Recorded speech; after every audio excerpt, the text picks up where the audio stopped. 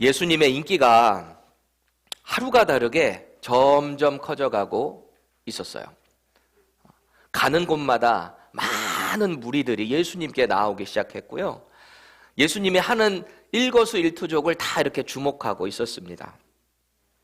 가난하고 천한 사람들부터 시작해서 배운 사람들까지, 종교 지도자들까지 예수님의 그 자리에 다 나오기 시작했던 거예요. 왜 아니었겠어요? 병 고쳐주는 건 물론이건이고 그동안에 들어보지 못했던 하나님 나라의 그 일을 얼마나 재미있게 말씀을 하시던지, 예수님 주변에 말씀을 선포하실 때마다 정말 많은 사람들이 몰려 있었대요. 특별히 복음서에 보면 허다한 무리가 주를 따랐더라, 많은 무리가 예수님의 말씀을 즐거이 들었더라, 막 이런 기록들이 있어요. 가만히 보면 설교자는, 저도 마찬가지고요, 하나님의 말씀을 대언하는 거잖아요. 제가 제 얘기를 하는 게 아니라 이 말씀을 잘 제가 녹여서 여러분들께 드리는 거잖아요. 그러니까 예수님께서도 늘 허다한 무리들이 즐겁게 들었다라는 것 보면 생각해 보세요. 어떤 무리들이 그 가운데 있었겠어요? 배운 사람도 있었을 것이고 못 배운 사람도 있었을 것이고 아이부터 노인까지 다 그거에 있었을 거 아니에요. 근데 그 무리가 즐겁게 들었다라는 거 보면 이 설교가 그렇게 어렵지 않았던 것 같아요. 그렇죠? 모두가 들었을 때 그렇구나 라고 주님의 말씀에 빨려 들어갔었던 것 같아요. 그래서 제가 가만히 생각을 해보니까 제가 설교를 할 때 조는 건 대부분 다 제 책임인 것 같아요. 그렇죠? 예수님은 안 그러셨는데 제게 문제가 있는 것 같아요. 그러니까 여러분들 설교 들을 때 저는 부족하지만 우리 예수님이 말씀하신다라고 생각하시고 잘 들어주셨으면 좋겠어요. 주님의 말씀을 즐겁게 듣던 그 무리 중에 오늘 예수님을 식사 자리에 초대한 이 바리새인도 있었던 것 같아요. 그래서 아마도 제 생각에 그 무리 가운데 이렇게 듣다 보니까 주변에 많은 사람들도 있고 개인적으로 좀 교제를 하고 싶었지 않았을까 싶습니다. 그래서 예수님을 자기의 집에 초대를 한 거예요. 좀 더 개인적으로 인격적인 교제를 하기 원했겠죠. 왜 우리도 그렇잖아요. 처음엔 좀 서먹서먹한 관계였다가도 같이 식사 한번 하고 나면 금방 친해지죠. 서로에 대한 이야기도 더 알게 되고 말이죠. 아마 이 바리새인도 그러지 않았을까 싶습니다.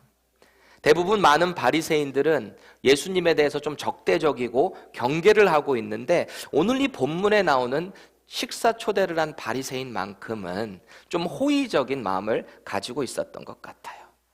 그런데 어쩐 일인지 오늘 예수님은 그 식사의 자리에 들어가서 어떤 일이 있었는데 완전히 예수님이 분노를 하시고 직언을 하고 계시는 장면이 나오고 있습니다.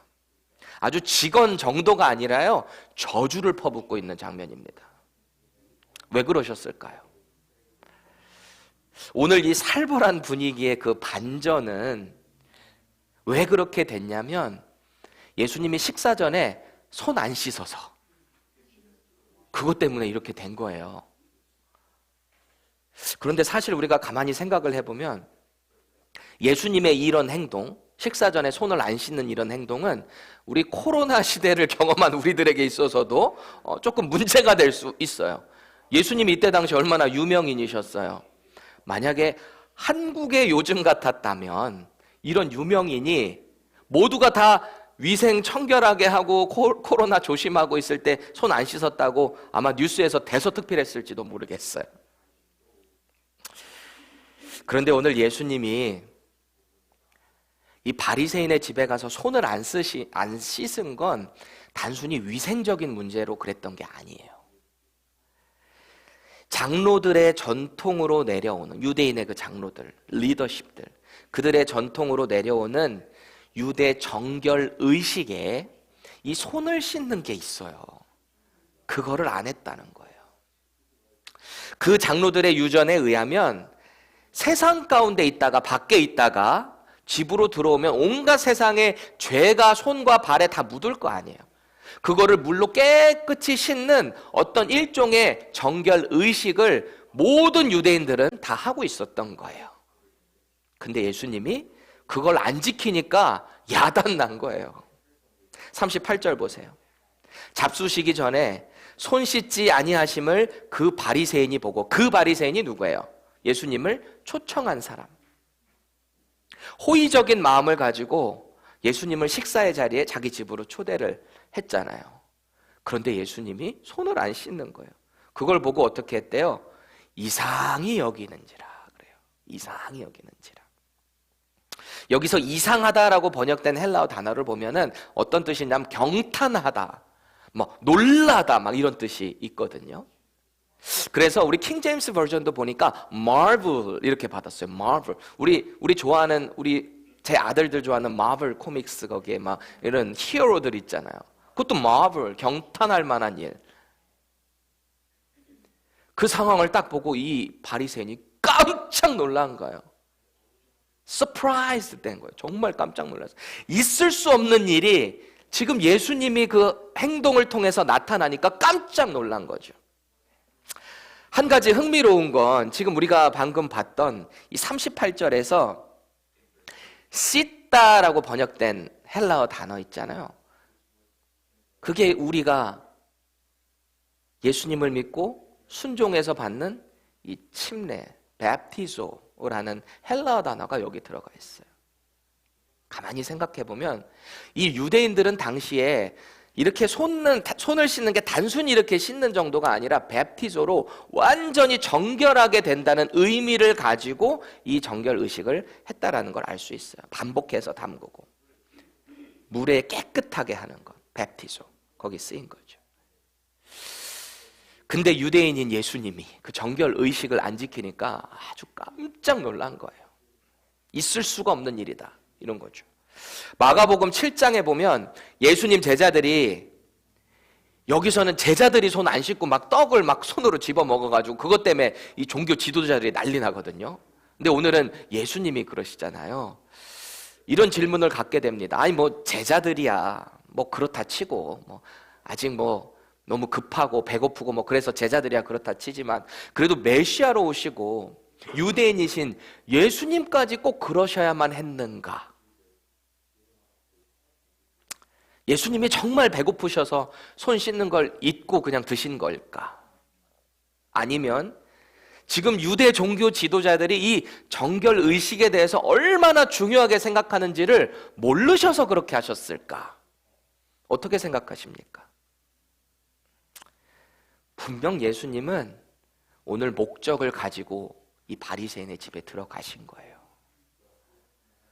그리고 의도적으로 손을 씻지 않으신 거예요. 제가 어떤 근거로 이 얘기를 하고 있냐면, 복음서에 나타나는 그 예수님의 행동과 모습들을 가만히 살펴보면 예수님은 한 번도 우연하게 행동하신 적이 없어요. 모든 것들이 다 하나님의 뜻 가운데 메시아로서 자신의 메시아 되심을 드러내는데 모든 일들을 하셨다라는 것을 우리는 발견하게 됩니다. 예를 들면 이 풍랑이 막 일어나는 배 위에서 제자들이 어이구 우리 죽었구나 막 무서워가지고 벌벌벌벌 떨고 있었잖아요. 그 사건 아시죠? 그때 예수님 뭐 하고 계세요? 일부러 배 뒤쪽 고물이라고 하죠. 고물이라고 번역됐죠. 거기서 이렇게 누워서 주무시고 계시는 거예요. 위에는 막 난리 나고 지금 막 빠져 죽겠다고 제자들 막 살려달라고 난리 나는데 예수님 거기서 주무실 이유가 뭐가 있겠어요? 일부러. 제자들이 막 우리 죽겠다고 그러니까 일어나셔가지고 어떻게 하세요? 바다를 그냥 꾸짖어 버리시잖아요. 그러니까 깜짝 놀라죠. 이가 누구이기에 바다까지도 그의 말에 순종해서 잠잠해지는가? 하나님 되심. 자연까지도 꾸짖어서 컨트롤 하실 수 있는 크리에이터, 그분이 예수 그리스도시죠.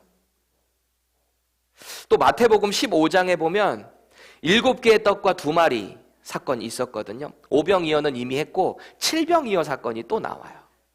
그런데 7병이어 사건을 딱 하고 나서 4,000명을 넘게 먹이셨잖아요. 그러니까 사람들이 이런 운동이 일어나기 시작한 거예요. 이미 5병이어 때도 5,000명 넘게 먹었죠. 7병이어 때도 또 4,000명 먹었잖아요. 그러니까 이 사람들이 막 군중 심리로 일어나서 저분을 우리의 왕으로 이렇게 추대하지 않았겠어요? 예수님의 인기가 막 하늘을 찔러 올라갈 때, 그때 예수님은 제자들을 데리고 어디로 이동을 하십니다. 이동을 하셔서 너희들은 나를 누구라 하느냐 이렇게 물어봐요. 그 장소가 어디였죠? 가이사랴 빌립보. 가이사랴 빌립보. 제가 전에도 말씀드렸지만 로마와 이스라엘을 연결하는 가장 최단 거리의 바다 거리가 있는 곳이 이 가이사랴 빌립보였어요. 그러니까 당연히 로마 주둔 부대가 여기 머물러 있겠죠. 이방인들이 있고 판이라는 신전이 있고 우상신전이 있고 그곳에서 모든 이방인들 이방신들 섬기는 그곳으로 굳이 왜 예수님은 제자들을 데리고 가서 거기서 물어보셨을까요? 너희들은 나를 누구라 하느냐. 그때 베드로가 뭐라 그래요? 주는 그리스도시요. 그러니까 구약에서 말하는 그 메시아가, 메시아는 히브리어, 크리스토스는 헬라어. 그 메시아가 똑같은 말이에요. 당신이 바로 그 메시아이십니다. 그리고 당신은 하나님의 살아계신 아들이십니다. 이런 고백을 베드로가 어디서 했다고요? 가이사랴 빌립보에서 한 거예요. 그런데 중요한 건 베드로가 그 고백을 한 게 중요한 게 아니라 17절에 보면 뭐라고 하냐면요. 마태복음 16장 17절에 그것을 알게 하신 분이 하나님 아버지시다라는 거예요. 스스로 알게 된 게 아니라 너는 하나님에 의해서, 아버지에 의해서 그것을 알게 된 것이다. 자신의 존재를 역시 그곳에서 의도적으로 드러내셨어요. 이렇게 예수님은 사역을 하실 때 장소와 어떤 행동을 다 의도적으로 그리고 주도적으로 끌어가셨다라는 것을 우리는 보게 됩니다. 그러니까 오늘 본문으로 다시 돌아와 보세요. 왜 오늘 예수님은 굳이 바리새인의 집에 가서 율법을 목숨처럼 지키는 그 사람 집에 들어가서 왜 그 정결 의식을 안 하셨냐는 거예요. 의도적으로 안 하신 것입니다. 그 집에 있는 바리새인과 율법 교사들을, 그들의 위선을 호되게 질책하시려고 의도적으로 그렇게 하셨다라는 것이죠. 아니나 다를까 예수님을 초대한 바리새인이 손 안 씻는 예수님을 보고 깜짝 놀란 거잖아요. 율법도 안 지키는 무례한 사람 취급을 하고 있습니다. 그래서 이제 예수님은 오늘 이 집에 오신 목적에 맞게 이제 뼈 때리는 지적이 쏟아져 나올 거예요.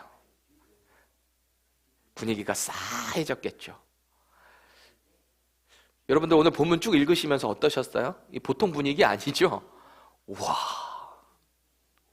그렇게 인자하신 예수님께서 온갖 저주를 퍼붓는 장면이잖아요. 그 분위기 가운데 무슨 식사라도 할 수 있었겠어요? 그렇죠?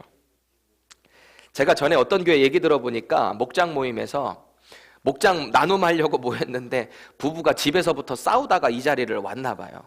그래 목장 모임 하는데도 싸우기 시작했대요. 근데 막 자기들끼리 삶을 나누는데 아시죠? 당신이 잘못해서 내가 잘못해서 그러다가 상을 확 들어엎고 나가버렸대. 목장 모임 되겠어요? 살벌하잖아요. 오늘 온갖 저주로 배부른 이 바리새인들, 율법 교사의 반응 보세요. 53절입니다. 서기관과 바리새인들이 거세게 달려들어 여러 가지 일을 따져 묻고 도저히 동의할 수 없다는 거죠. 지금 당신이 우리한테 한 말은 우리에게 적용되는 게 아니야. 나는 그렇지 않아. 우리는 거룩한 사람들이야. 이거죠. 모욕당했다는 거예요. 그래서 이들은 이제 어떻게 해서든지 우리를 모욕한 저 예수를 잡아 죽여야 되겠다 마음을 먹게 됩니다.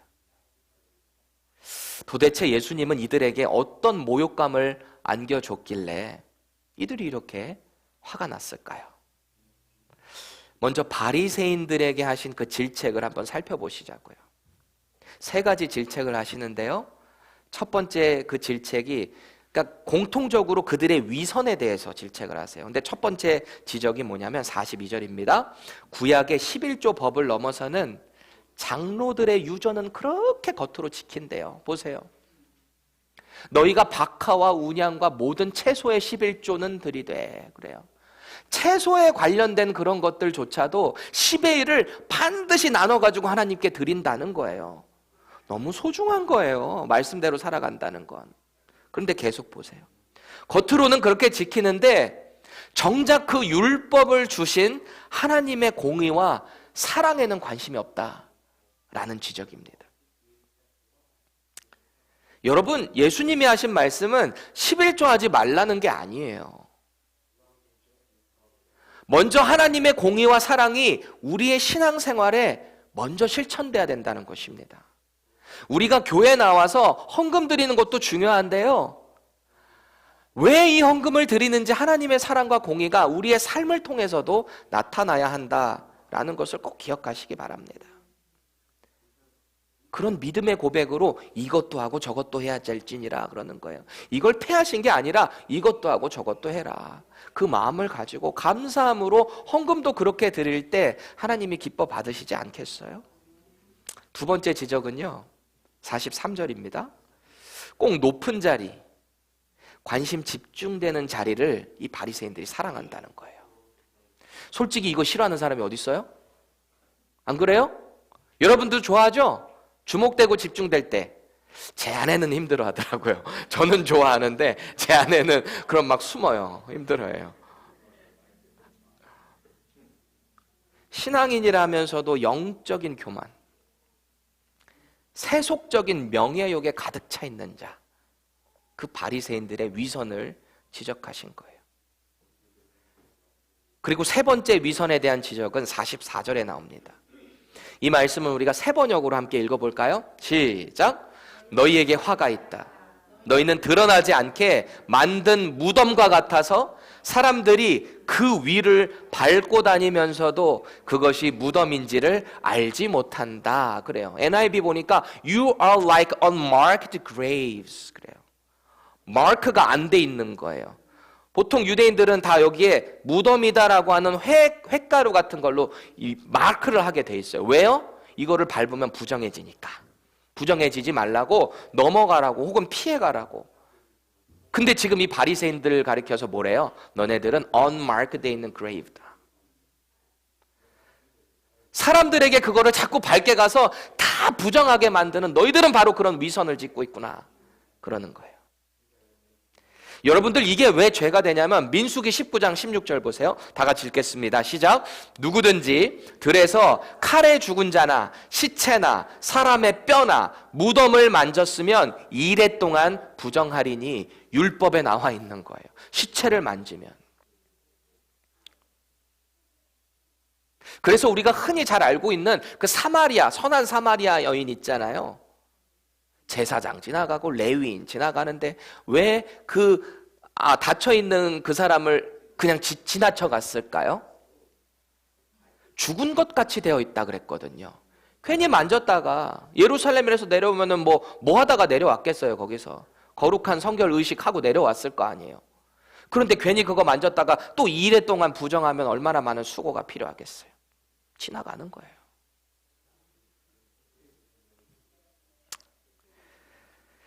그러자 이런 저주의 말을 퍼부은 예수님의 말을 듣고 있던 그 자리에 있던 바리새인 말고 어떤 율법 교사가 한마디를 합니다. 조심스럽게. 45절 보세요. 선생님, 그렇게 말씀하시면 우리까지 모욕당하는 것 같습니다. 그래요. 이 말이 뭐예요? 자기는 아니라는 거죠. 그렇죠? 그런데 왜 바리새인을 가리켜서 막 예수님이 이런 그들의 위선과 가식을 지적하고 있을 때 이 율법 교사가 갑자기 왜 욱했을 것 같으세요? 율법을 필사하고 그것을 가르치는 일을 감당했던 서기관들이거든요. 이 사람들을 가리켜서. 혹은 율법 교사라고도 하는데 이 사람들 대부분이 바리새파 출신 사람들이에요.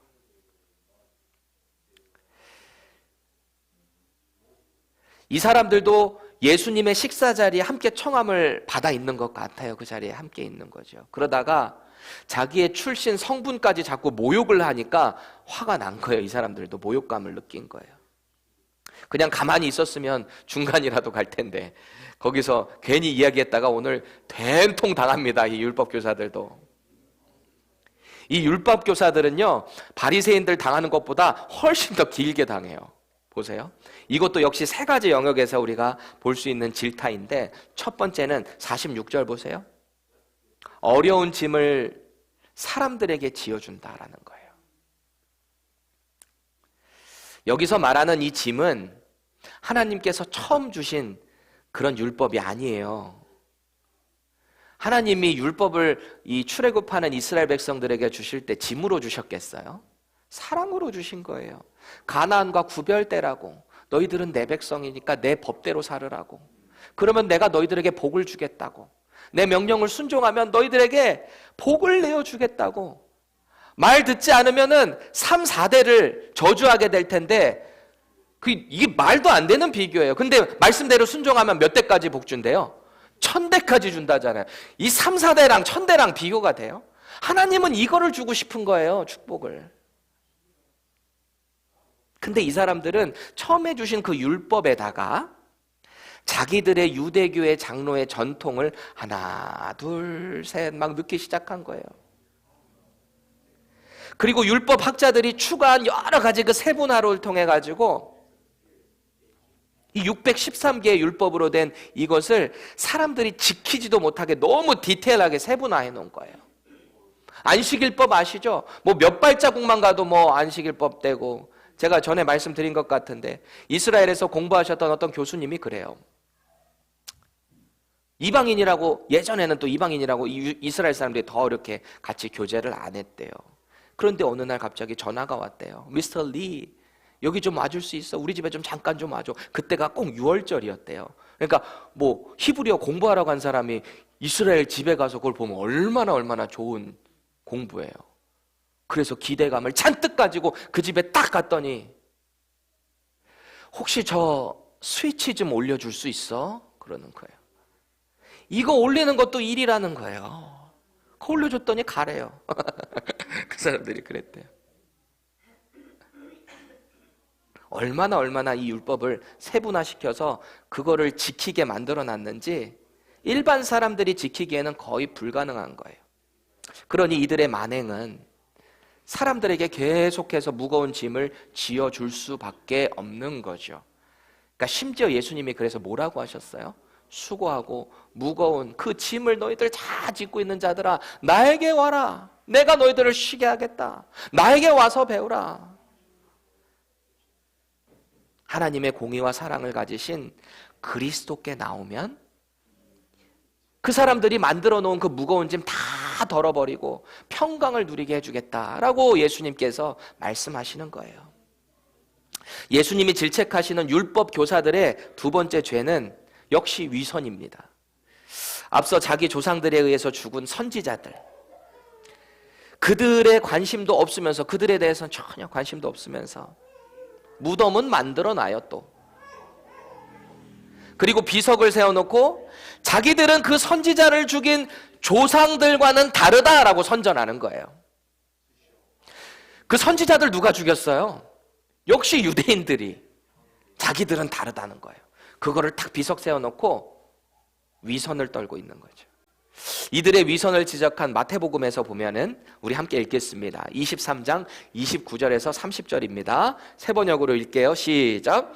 율법 학자들과 바리새파 사람들아, 위선자들아, 너희에게 화가 있다. 너희는 예언자들의 무덤을 만들고 의인들의 기념비를 꾸민다. 그러면서 우리가 조상의 시대에 살았더라면 예언자들을 피 흘리게 하는 일이 이래 가담하지 않았을 것이다 하고 말하기 때문이다. 이해가 되시죠? 예수님이 왜 이 말씀하셨는지. 위선 떨고 있다는 거예요. 그래서 이들은 유대인들의 성경의 그 오더가 다르거든요. 이 차례가 우리랑은 다르거든요. 근데 그들의 성경으로 볼 때 가장 첫 번째는 창세기는 똑같아요. 제네시스는 똑같은데, 이 창세기에서 첫 번째 의인이 죽은 사건이 어디 나올까요? 아벨의 죽음이죠.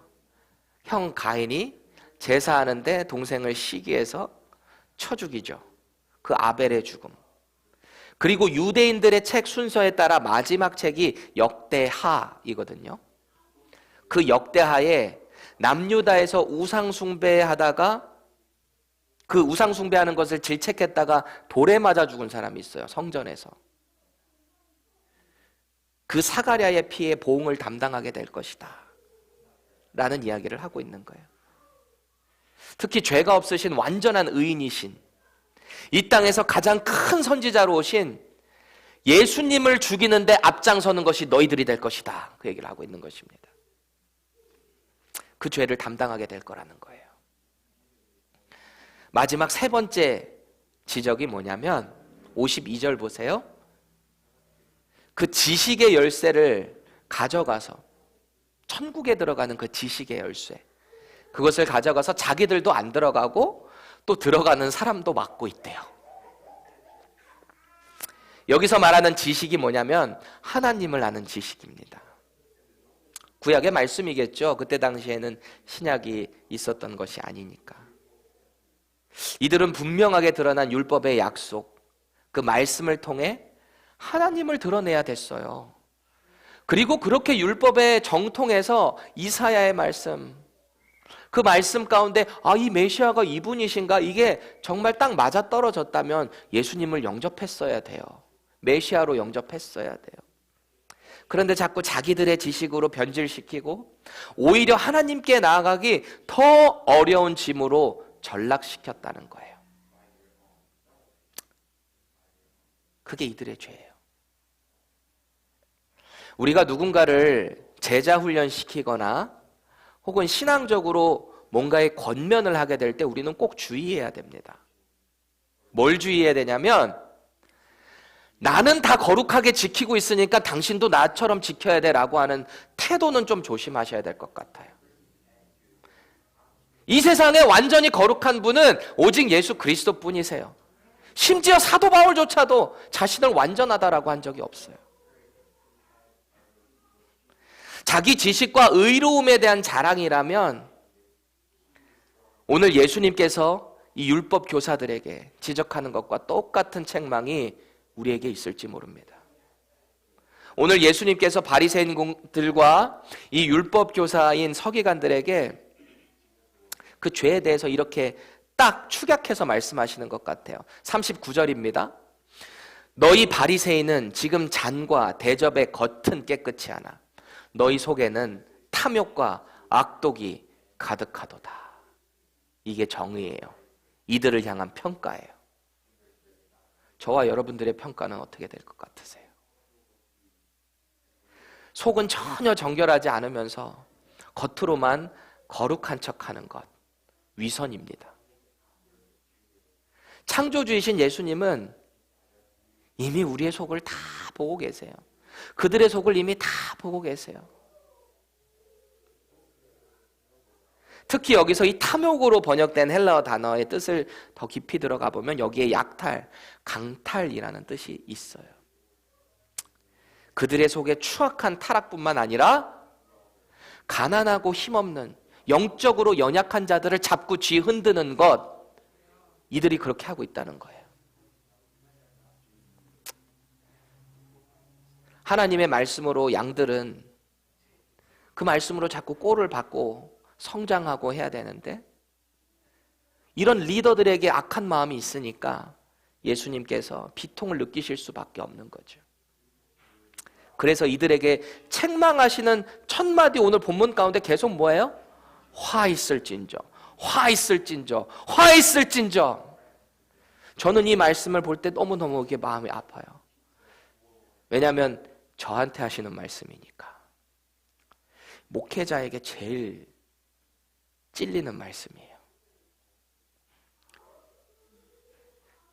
이런 자들이 내 백성을 인도한다고 하니까 한심하기 짝이 없는 거예요. 주님이 보실 때. 여러분, 오늘 예수님이 식사에 초대했던 바리새인은 어떻게 보면 주님께 호감을 갖고 예수님을 통해서 주님의 뜻을 따르려고 했던 사람 아니에요? 신앙생활 좀 잘해보겠다고, 말씀대로 살아보겠다고 몸부림치는 사람들인 거예요. 얼마나 훌륭해요. 그때 당시에 율법교사는 어때요? 말씀에 정통합니다. 범접할 수 없는 이 말씀의 가르침에 카리스마가 있는, 은사가 있는 사람들이에요. 그런데 바리새인이든 율법교사든 결국 예수님께 받는 평가는 위선적이다라는 것입니다. 왜요? 그 속에 탐욕과 악독이 가득 차 있대요. 오늘의 말씀은 결코 다른 사람의 이야기가 아닙니다. 목회자들에 대한 이야기도 아닙니다. 저와 여러분들에 대한 이야기입니다. 예수님을 영접하고 하나님의 거룩한 백성이 됐고 왕 같은 제사장이 된 저와 여러분들에게 해당되는 말씀인 것입니다. 특히 신앙생활 오래 했거나 현재 철저히 말씀 통독 열심히 하고 필사하고 기도생활 오래 한다고 하시는 분들 조심하세요. 언제든지 서기관과 바리새인에 대한 평가를 주님으로부터 받을 수 있어요. 여러분, 우리의 신앙생활에 있어서 평생 싸워야 될 적이 있습니다. 그게 바로 위선이에요. 가식이에요. 내 마음과 행동이 다른 것, 또 다르다는 것을 알면서도 그것을 계속 지속하는 게 위선이에요. 제가 수년 전에 아내와 어디 신방을 가는데 때 아닌 말다툼을 하게 됐어요. 상상이 안 가시죠? 근데 제가 가만히 생각해 보면 보통 98%가 제 잘못이더라고요. 원래는 제가 원고에 96%라고 썼는데 2를 올렸어요. 98%. 솔직히 어제도 조금 말다툼을 했어요. 그거는 100% 제 잘못이에요. 피곤하고 예민하고 막 이러니까 다 사과했습니다.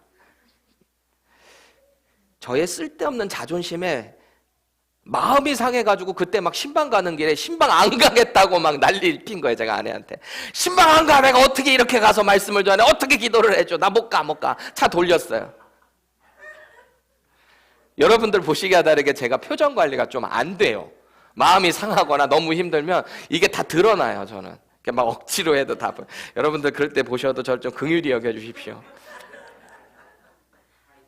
제가 그때 당시에 주님이 저를 보시면서 얼마나 한심해 하실까, 이게 막 느껴지는 거 너무 창피하고, 그래서 아내가 저를 또 보고 있는데 어쨌든 아내도 제 말씀을 들어야 되는 성도잖아요. 그러니까 너무 창피한 거예요. 도저히 못 가겠다고. 아내가 막 풀어주고 자기 잘못한 것도 없으면 자기가 잘못했다고 막 이러고. 남자가 그런 동물이에요. 목사라고 별거 있어요. 똑같아요. 대부분 아내가 풀어줘요. 제가 그렇습니다. 여러분, 저를 긍휼히 여겨주십시오. 내 안에 하나님의 사랑과 은혜가 채워지지 않았는데 너무 자꾸 은혜가 채워져 있는 척하지 말자고요. 차라리 주님께 매달리는 게 낫지, 이거 한두 번 계속 자꾸 거룩한 척, 은혜 있는 척, 속은 완전 빛 껍데기인데 그렇게 살아가다 보면요, 그게 그냥 익숙해져요. 그러면 예배마다 은혜가 없어요. 말씀을 봐도 감동이 없어요. 하나님의 말씀으로 보여지지가 않아요. 자꾸 내 생각과 뜻으로 나의 신앙생활을 만들어가기 시작합니다. 혹시 너무 오랫동안 이런 것에 익숙해지셨어요?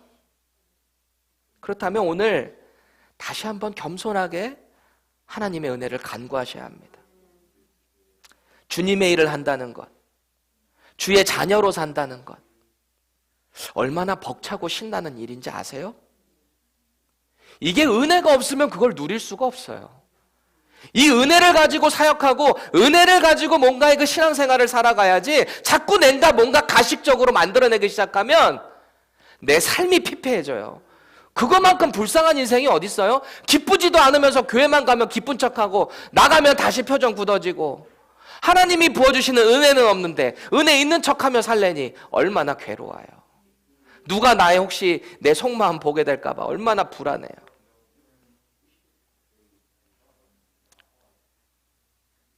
우리가 신앙생활 한다는 것은 억지로 걸어가는 길이 아닙니다. 예수님 손잡고 기쁨으로 걸어가는 복된 인생이 되는 거예요. 신앙생활 한다는 것은 마치 불교처럼 자아 성찰을 하는 게 아닙니다. 나의 연약함 그대로 예수님께 내어드리는 거예요. 주님, 제가 그렇습니다. 그 세리의 기도 아시죠? 내가 죄인입니다. 하나님께 정말 자신의 연약함을 다 내려놓고 기도하는 사람하고 가식적으로 바리새인이 나서 저는 이거 했습니다. 몇 번 금식했고 몇 번 이렇게 했고 이렇게 했고. 주님이 보시는 기뻐하시는 기도는 나의 연약함 그대로 내어놓는 기도입니다. 주님의 도우심을 구하는 거예요. 그게 바른 신앙생활의 시작이 되는 줄 믿습니다. 오늘도 우리를 질책하시고 지도해 주시는 성령 하나님의 그 음성에 귀를 기울이세요. 우리가 누군가를 가르친다고 해서 우리가 참된 지도자가 되는 건 아니에요. 저 역시 마찬가지예요. 저도 지금 이렇게 말은 잘하고 있지만 제 삶을 보면 전 너무 부끄러워요. 저 하나님께 무릎 꿇고 기도할 때마다 하나님 잘못했어요. 제가 또 그랬어요. 죄송해요. 주님은 우리의 외식을 경고하십니다. 그리고 이렇게 말씀하세요. 마태복음 23장 10절 다 같이 읽겠습니다. 또한 지도자라 칭함을 받지 말라. 너희의 지도자는 한 분이시니 곧 그리스도시니라. 아멘. 믿으시기 바랍니다. 여러분의 진정한 지도자는 저도 아니에요. 목회자도 아니에요. 예수 그리스도이십니다. 우리는 단지 그분의 가르침을 따라 그분의 뜻대로 쓰임받는 도구라는 사실을 꼭 기억하시기 바랍니다. 그래서 우리는 주님 앞에 이렇게 고백해야 돼요. 주님, 오늘도 말씀으로 살아가려고 몸부림칩니다. 기도로 하나님과 깊은 교제 가운데 들어가고 싶습니다. 그럼에도 불구하고 여전히 내 속에는 선한 것이 하나도 없습니다. 제 속에는 여전히 탐욕과 악독이 가득 차 있음을 고백합니다. 오늘도 제 안에 있는 이 죄성, 평생 싸워나가야 할 이 위선, 가식, 예수님의 보혈로 덮어주세요. 저는 알 수 없습니다. 저와 함께 해주시는 성령님의 의지에서 제가 거룩한 삶을 살아갈 수 있게 해주세요. 이 기도가 저와 여러분들에게 기도가 되어야 될 줄 믿습니다. 오늘 주님께서는 자기의 그 거룩함을 당당하게 자랑하는 이 바리새인 율법 교사들보다 처절한 회개로 나아가는 세리의 기도를 더 귀하게 보신다는 것 꼭 기억하시기 바랍니다. 우리 안에 평생 싸워야 할 적, 이 위선 가운데 우리가 자꾸 그리스도의 십자가에 나아가야 하는 거예요. 다시 한번 거룩한 하나님의 백성으로 살겠다고 결단하는 저와 여러분들 되시기를 예수님의 이름으로 축원합니다.